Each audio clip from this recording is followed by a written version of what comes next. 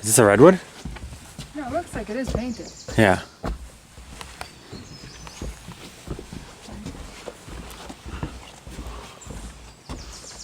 Okay, it's coming now. We're safe.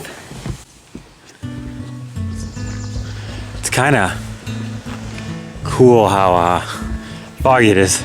Yeah. Don't close your eyes and don't try to hide or silly spook sit by your side.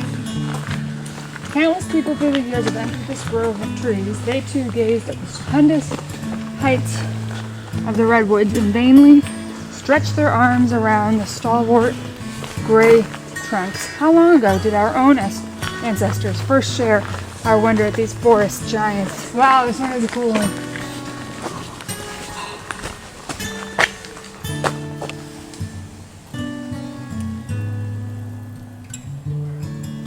That is cool. So what's it tell us about it? That was it. How many people looked at it? Oh, okay. I agree. This is cool.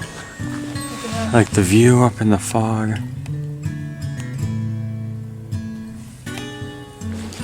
Number 2, forest everlasting. Sempervirens, a specific species name for coast redwoods, means everlasting. Coast redwoods live longer than almost any plants on our planet. The largest trees found their first rays of sunlight when Aztecs and Mayans ruled Central America. Wow. Yeah, like these trees are older than our country and like well older than. Like even like the youngest redwoods, they said are like 200 years old. Right. We're like not even like 250 as a country. Mm-hmm. While most redwoods here are between 600 and 800 years old, some redwoods can survive for 2,000 years. Though its tiny 1-inch cones produce thousands of seeds, redwood seedlings rarely survive to maturity. Throughout the forest, tight clusters of trees like those before you, like these, tight cluster of trees, illustrate a more successful method of redwood genesis. Massive clusters of bud material in swollen, bumpy knobs, called root collar burls, lie dormant beneath the soft red-gray bark. Burls may remain inactive for generations. When a tree is stressed by low rainfall or intense fire, the sleeping sprouts wake. The redwood's longevity through the ages is assured. Wow. That's cool. Yeah. Number 3? Number 3, fire survivor. How do hollow redwoods survive? Mm-hmm. How do they? Despite the North Coast's wet climate, redwood forests experience occasional wildfires. Fire plays a critical role by clearing dense ground cover and giving new seedlings the opportunity to grow. More intense wildfires remove the middle canopy layers of teak, hemlock, and rhododendrons, scarring the redwoods as high as 100 feet above their base. Countless wildfires scorch the base of this redwood. Its thick, insulating bark lacks the volatile resins found in pines, firs, and spruce, and its sap is largely water. This combination slows combustion while the surrounding vegetation burns vigorously. Fires can burn repeatedly through cracks in the bark into the heartwood, but leave the outside growing layers intact. In time, the damaged heartwood decays, leaving behind hollows used as shelter by wildlife. Fire creates, not destroys, the mosaic of life in the redwood forests. Barry Glen. I like our little self-guided tour. Yeah, very nice. I love this fog. I think it's so cool in here.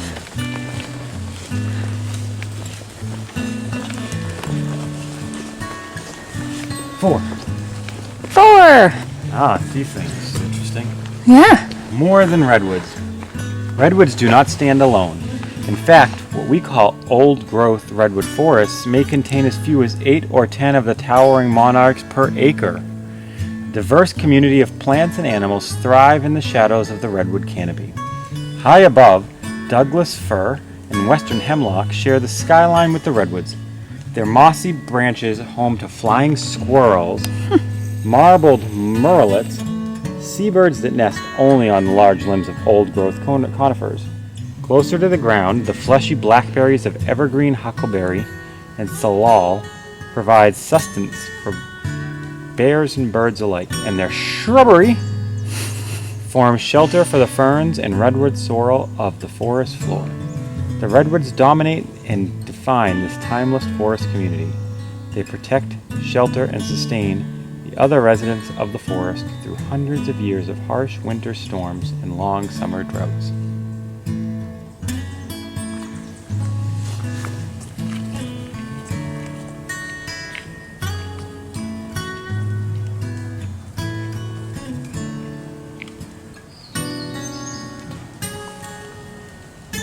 On this site in 1969, Presidents Nixon and Johnson joined Governor Reagan in dedicating this 300-acre grove to Lady Bird Johnson in her campaign to preserve America's natural beauty. Enlarged in 1978 to include more of the nearby Redwood Creek watershed, the National Park Service today partners with 3 California state parks to safeguard and manage nearly half of all the remaining old-growth redwood forests.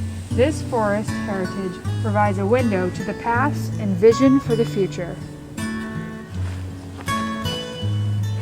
Wow.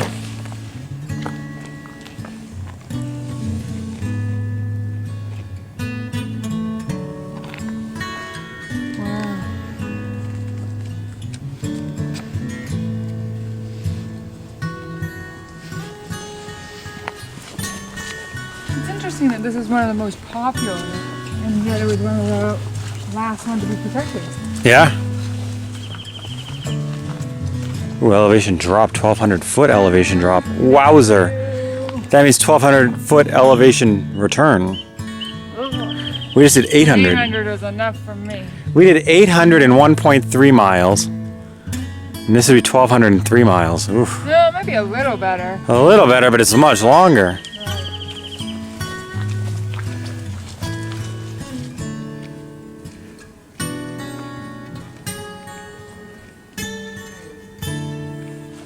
Hey Ashley, if in the fall we decide to come and do the Sequoia Park, we could call it the year 26 Treen. I don't really want to do that, I just wanted to get my joke out. Redwoods do not die easily. The dense heartwood of a living tree resists most forms of insect damage or fungal growth, thus its value in commercial uses. The ability of a redwood to regenerate from burls ensures its longevity. More often than not, wind, fire, flood, or humans will topple a mature tree long before old age takes its toll. Leaning precariously against the branches of a neighbor, redwood snags like these play an important role in the forest, even after their life ends. See how it's leaning? Yep. They provide perches for raptors, Pterodactyl? cavities for nesting woodpeckers and owls, and food for a multitude of forest insects. Shifting winds or eroding pedestals eventually dislodge the leaning snags and drop them unceremoniously to the ground. A redwood continues to nurture the forest below long after it falls. Lean on me when you're not strong. I'll be a friend. I'll help you get young. For it won't be long till I'm gonna need Somebody to lean on.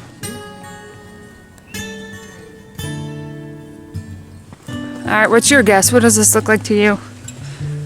this thing right here. Yes. A hog. I kind of thought that too. I could also say it looks a little bit like a dragon's head. Or an alligator. Stout was yesterday.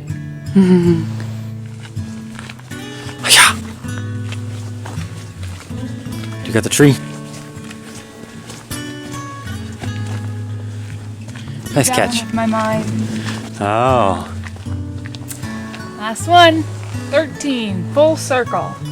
For us, the character of a redwood forest changes daily. One day, shimmering strands of yellow sunlight beam from crystal blue skies through open windows of the forest canopy. The next day may bring fog or rain, and enshrouding the dark green spires and closeting the forest in shadows and mystery. That's today. Yeah.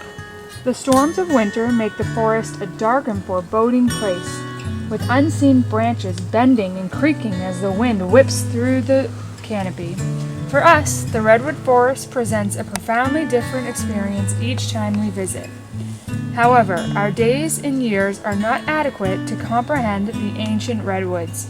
20 generations have passed since the tallest trees first emerged from the soil. 20 more will come and go before today's seedlings fall to give life to a new generation of redwoods. Old-growth forests are timeless, persisting and patient, moving forward in time with or without us. Left alone, the forces of nature will continue to shape and recreate the majesty of these ancient redwood forests. Eloquent. Really well written, whoever wrote that. Yes, I love this. What was it, like redwoodhikes.com? Or that's how we decided where we were going to go, based on what he said was good, or I assume it was a he. They've been pretty accurate, right? They've been really accurate, yeah. Like today's tall trees was a 3 out of 5. Probably about a 3. Yeah. Yep. And then Prairie Creek was, I think, a 5, which was probably my favorite. Yeah. This was, I think, a 5 Yeah. or a 4 or 5. It's very good. We're coming up on the end. That was really nice. It kind of, just like that last 13, this helps everything come full circle for us. Yeah. We're able to make our own educated guesses on everything, Yeah. but then we were able to come here and learn Yeah, we guessed what we thought everything was throughout the our trip. imagination or just Like our why things. critical thinking. Yeah, we used critical thinking in our minds to think why everything happened the way it did or what everything was. And as we went going, we learned, some we were right on, some we weren't. And we learned what, the reasoning behind everything was, or history behind things. And it was really interesting. It was educational, fun, and just beautiful. Peaceful, which I think is one of our favorite things. Yes. We were just up there. We were. Bye, Lady Bird Johnson. Thank you for teaching us so much. And now we're on our way to Murphy's. Murphy's. We're gonna have a nice, relaxing night by the campfire. So we're gonna pick up some more wood. Love that idea.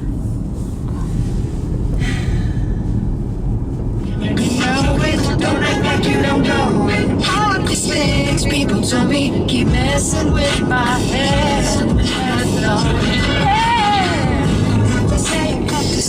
Oh boy. You did already know. I found out from home and make you sad about it. Told me you love just go burn. Now it's your turn. To cry me a river. And cry me a river. Downtown Trinidad. Oh, the damage is done, so we're leaving. We're coming home early today. Yeah. It's not even 6. That's really gross.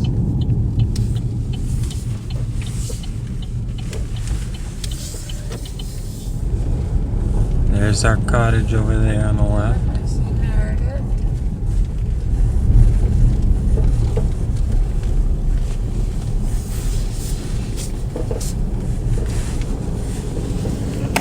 There's our firewood.